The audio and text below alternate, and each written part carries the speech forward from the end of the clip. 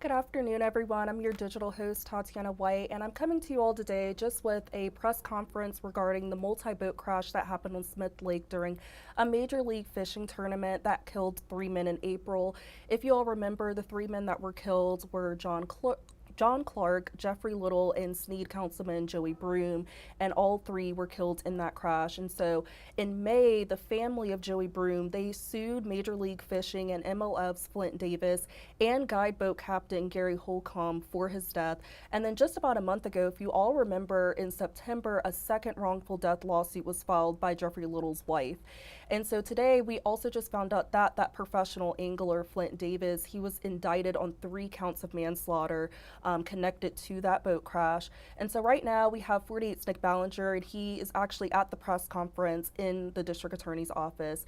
And so he's going to be there. And then our sister station, WBRC, they are giving us the live feed for that. And so we'll be taking you all into the press conference from the Alabama Law Enforcement Agency's Marine Patrol Division and DA Crocker. They will be speaking at this press conference.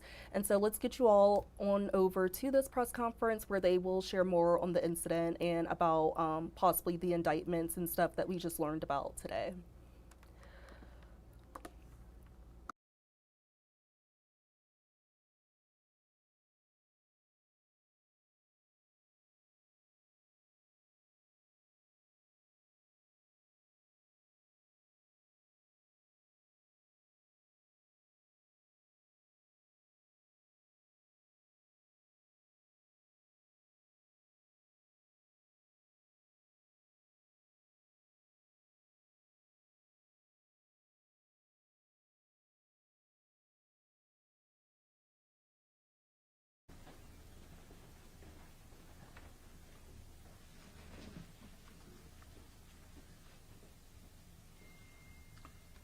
Good afternoon, everyone.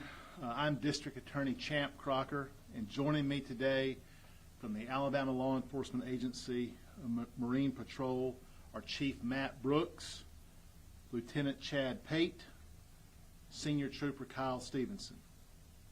On Wednesday, April 16th, 2025, a group of men were on a company-sponsored fishing trip on Smith Lake. They were on a center console fishing boat operated by Gary Holcomb, who is a professional fishing guide for over 30 years. At 7 a.m., while actively fishing and stationary at the Miller Flats area, another vessel traveling at 67 miles per hour crashed into them. The crash killed 3 of the men. Joey Broome, 58, of Snead, Alabama. John Kelly Clark, 44, of Cullman. Jeffrey Little, 62, of Brandon, Mississippi.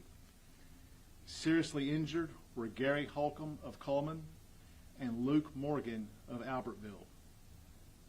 There was an extensive recovery effort by multiple agencies who I want to recognize: the Cullman County Sheriff's Office, Cullman County Emergency Management Agency, Cullman County Dive Team, Cullman County Coroner's Office, Cullman County Emergency Medical Services, Crane Hill Fire Department, Bremen Fire Department, Cold Springs Fire Department, Logan Fire and Rescue, Jones Chapel Fire and Rescue, Alabama Fire Marshal's Office, along with troopers from the Aaliyah Marine Patrol who led this investigation.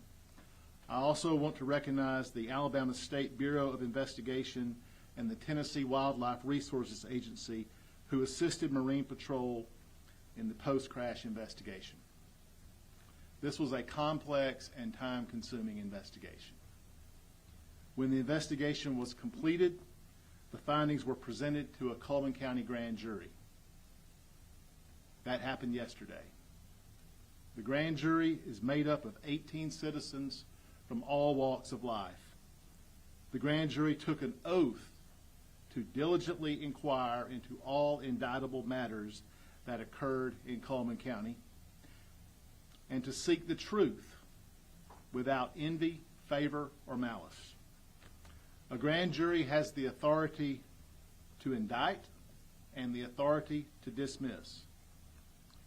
An indictment or charge is an accusation, and of course, any defendant is presumed innocent until proven guilty.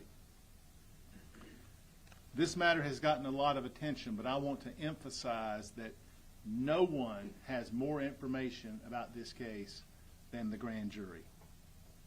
After reviewing all the available evidence, the grand jury has charged Flint Davis of Leesburg, Georgia, with the following offenses: 3 separate counts of manslaughter for the deaths of Joey Broom, John Kelly Clark, and Jeffrey Little; 2 counts of first-degree assault for the injuries to Gary Holcomb and Luke Morgan; 1 count of reckless operation of a vessel; 1 count of failure to follow boating rules; 1 count of boating without a license. Mr. Davis was taken into custody last night and has since posted bail. In addition to the indictment, the grand jury issued findings and recommendations, and they authorized me to make these findings and recommendations public, which I will now read. Quote, "In addition to the indictment we have issued, we unanimously make the following findings and recommendation which we authorize to be made public. Number 1, that all fishing tournaments in the state of Alabama require participants to provide proof of boating safety certification, boating licenses, and any other license required by law. Number 2, that all fishing tournaments in the state of Alabama facilitate safety education for participants. Number 3, the facilitators of fishing tournaments owe a duty to participants, to non-participants who happen to be on the water during fishing tournaments, and the general public to promote safety during fishing tournaments," signed by the grand jury foreperson. Now, as a prosecutor, I am limited on what I can say about the facts and evidence in this case.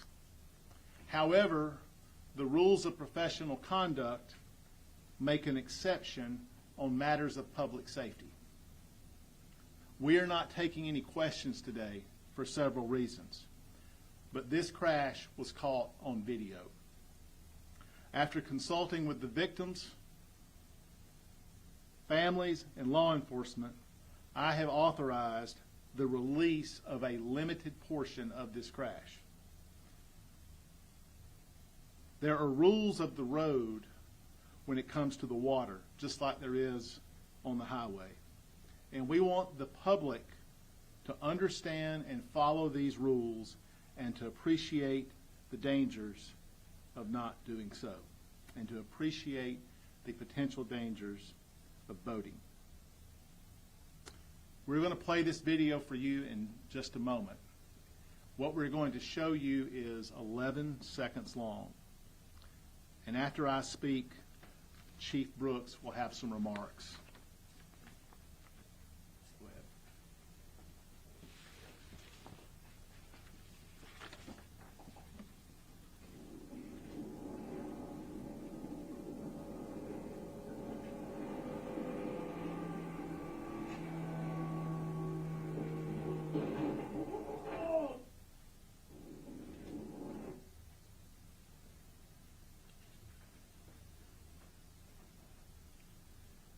The Marine Patrol Division of the Alabama Law Enforcement Agency's Department of Public Safety is responsible by Alabama statute and a memorandum of agreement with the United States Coast Guard for the investigation and reporting of all boating incidents on Alabama's public waters.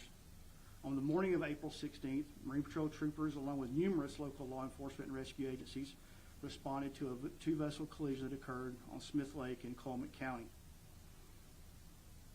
At approximately 7 a.m., a 2019 Nitro Z21 bass boat operated by Mr. Flint Davis of Leesburg, Georgia, struck a stationary 2007 Cape Craft CC-22 center console vessel with the owner-operator and 4 passengers on board just off Calvert Point in the Miller's Flat area of Ryan Creek on Smith Lake here in Cullman County. The collision resulted in the deaths of 3 persons on board the Cape Craft and critical injuries to the operator and another of his passengers. Mr. Davis was participating in the Tackle Warehouse Invitational Bass Fishing Tournament hosted by Major League Fishing on Smith Lake at the time of the incident. Mr. Gary Holcomb of Cullman, Alabama, the owner and operator of the Cape Craft, was conducting a guided fishing trip with 4 clients on board at the time. Both operators and the passengers on board the vessels were simply trying to take advantage of the excellent fishing opportunities that Smith Lake offers. The air temperature was 43 degrees and the water temperature was 62 degrees. The weather was clear with good visibility. The wind was light, water conditions were calm. It was full daylight. The lake was not congested. Vessel traffic was light, even with the fishing tournament ongoing. Alcohol was not a factor. The weather was not a factor. Other vessel traffic was not a factor. Water conditions or other environmental conditions were not factors. Excessive speed was not a factor. The collision did not happen as a result of the tournament's blast-off procedures for the start of the tournament. What then contributed to this collision, resulting in the loss of 3 lives, critical injuries sustained by the survivors, and the lives of families impacted forever by the loss of their loved ones? Operator inattention, distraction, not paying attention, failing to keep a proper lookout. Mr. Davis traveled in a straight line at a consistent speed with unobstructed forward view for at least 1 mile prior to striking the Cape Craft, a vessel our investigation indicates Mr. Davis clearly did not see. Mr. Davis did not possess a valid Georgia boater education card, which he is required to obtain before operating a vessel on the public waters in his home state of Georgia, and he did not possess a valid Alabama non-resident vessel operator certification or license. The Code of Alabama, specifically Title 33, required Mr. Davis to have held one of those at the time of the incident in order to have legally operated a motorized vessel in Alabama's water. Boater safety education in both states covers an operator's duties regarding maintaining a proper lookout and the dangers of distracted operation, as well as the requirements of the navigational rules of road. According to the U.S. Coast Guard's annual report for 2024, there were 3,887 boating incidents in the United States that resulted in 556 deaths, 2,107 injuries, and approximately $88 million in property damage. Operator inattention, improper lookout, operator inexperience, machinery failure, and failure to follow the rules of the road ranked as the top 5 primary contributing factors in these incidents nationwide. 4 of those 5 contributing factors are also in Alabama's top 5 contributing factors. Of the top 5 contributing factors in our state, 3 played a key role in this incident: operator inattention, improper lookout, and failure to follow the rules of the road. In closing, we would recommend all boaters in Alabama take a safe boating course. We recommend that all boaters know what's required of them prior to going to the water, to check and double check to make sure they have everything they need and that is required, and to know and follow the rules and regulations. For more information on boating laws in Alabama, or to sign up for a safe boating course offered by the Marine Patrol Division, please visit our website at www.alea.gov. Thank you for your time. I just want to conclude this by thanking Chief Brooks, Lieutenant Pate, and Senior Trooper Stevenson for being here. They all have done tremendous work on this case, as well as so many others at ALEA and the Marine Patrol, and we appreciate their commitment to public safety. Thank you.